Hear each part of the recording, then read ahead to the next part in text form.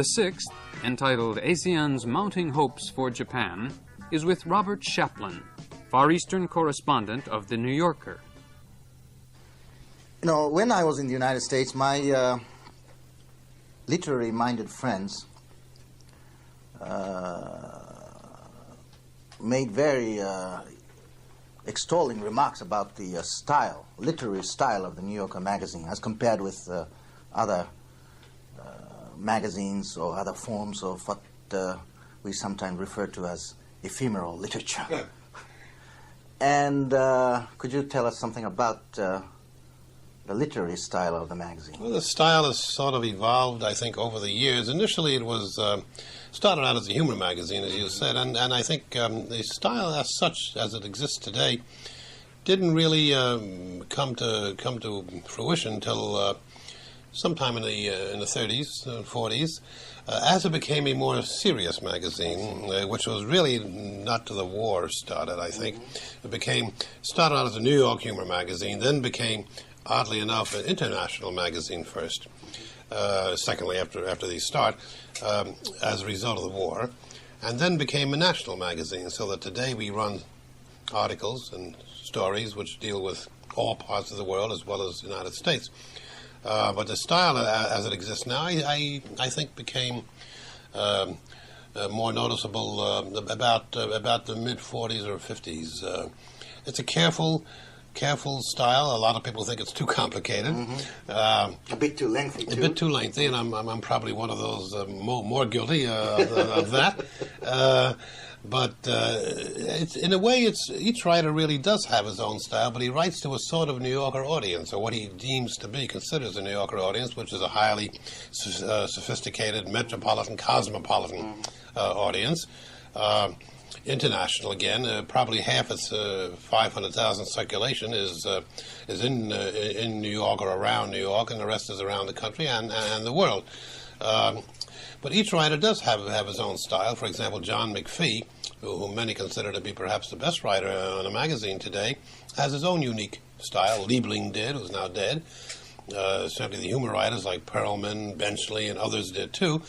And those of us who do serious stuff, letters from abroad like myself, or politics generally, again have their own style. Dick Rovere, who died a year ago, had the same very unique style. So they're really, despite the similarity of approach and style, I think each of us writes himself as he would, but maintains a sort of a picture as he writes of what a New Yorker reader will be like, how he will respond. So in that sense, similarity, but quite a lot of differences in technique, I think. You have answered, at least in part, this question I had in mind, but let me repeat it.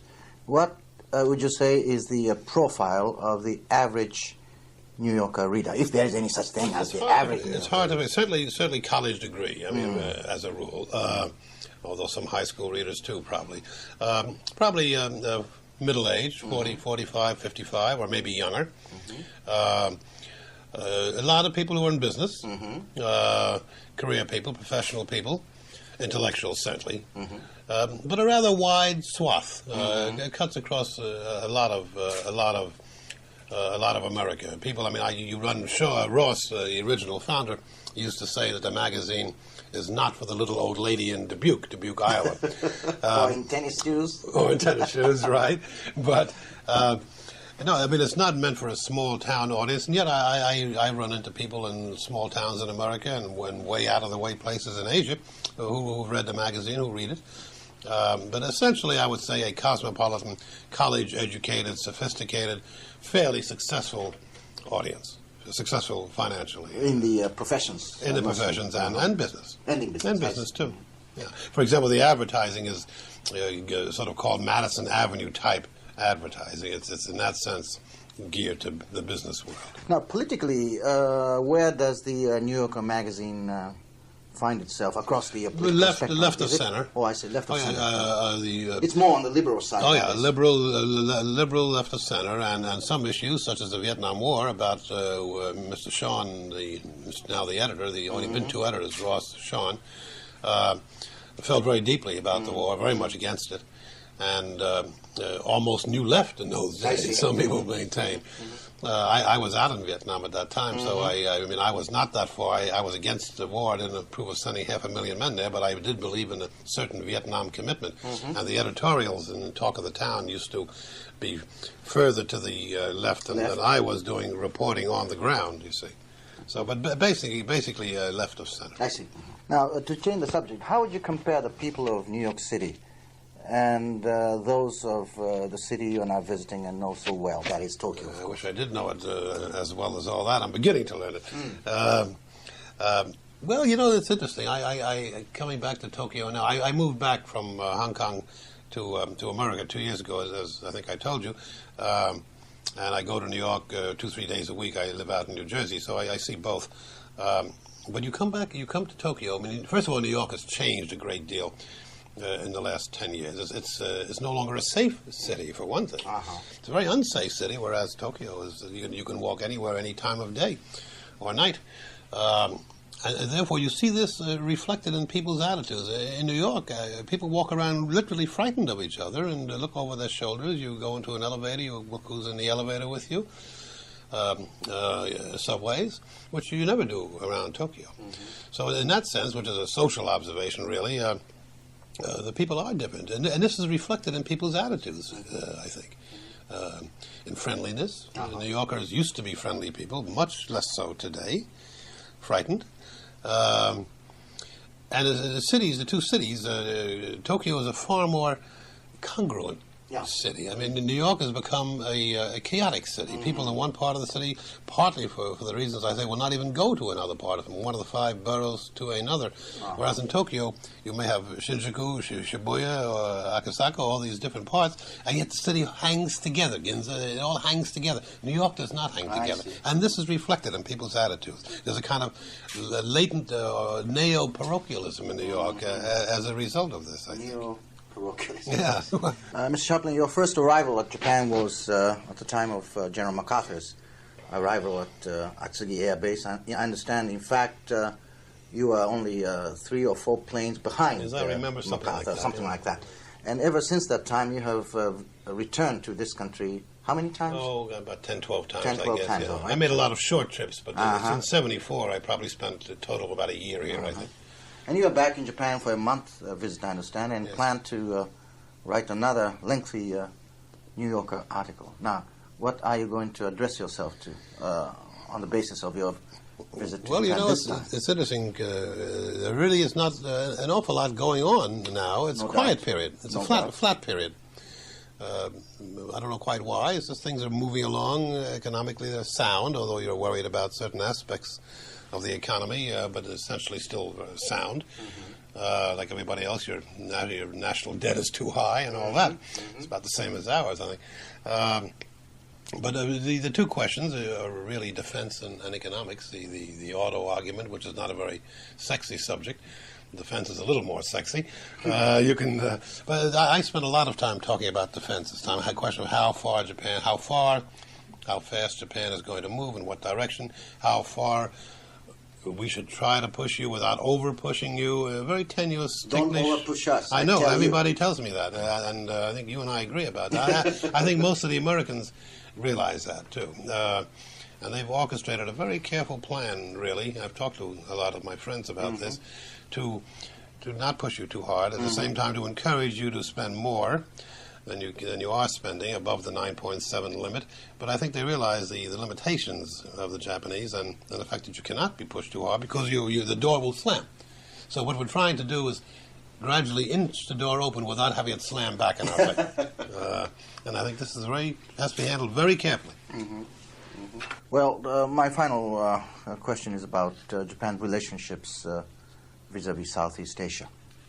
Since the coming into being of the Suzuki cabinet, it appears that the Japanese government has become more and more interested in deepening its relationships to Southeast Asia, as was evidenced by the fact that the first visit by the new foreign minister, Mr.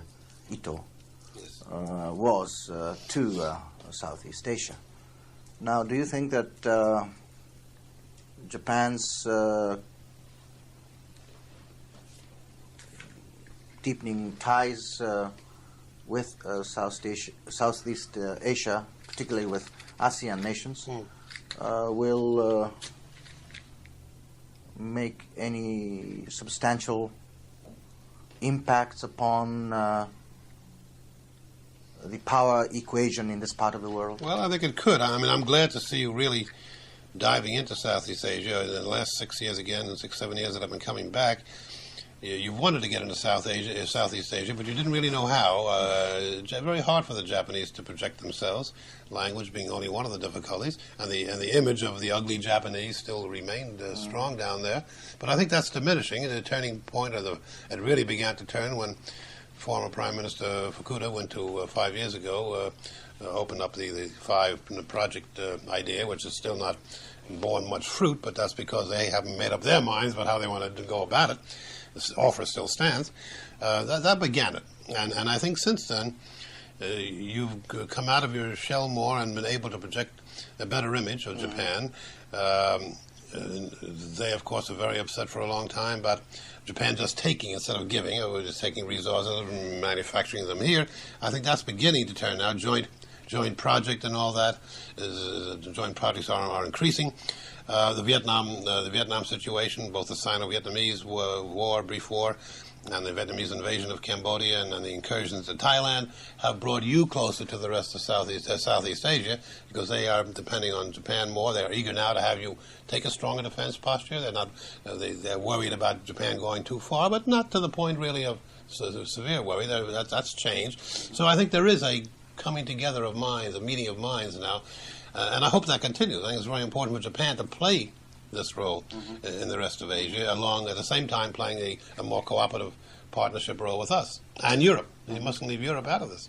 Do you think that the Japanese ability to reach out to the world, to Southeast Asian in particular, perhaps as an example, has been on the rise? Yes. Generally. Yes, I think it has. I say, and I think it's a very salutary, sanguine development.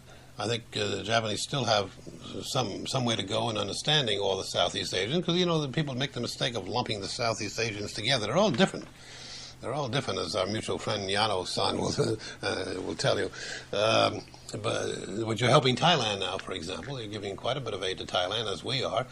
And I think bit by bit this will increase in both a bilateral sense and vis-a-vis ASEAN as a group. And ASEAN itself has come together more politically as a result of the Vietnam threat. So all these are healthy signs. I mean, dangerous conditions too, because nobody knows how far the Vietnamese will go, and the Sino-Soviet struggle in the area continues. But out of this sort of chaotic seeds of catharsis through chaos, perhaps, I think there will be progress made, and I would like to see it happen. I've been encouraged the last year, yes.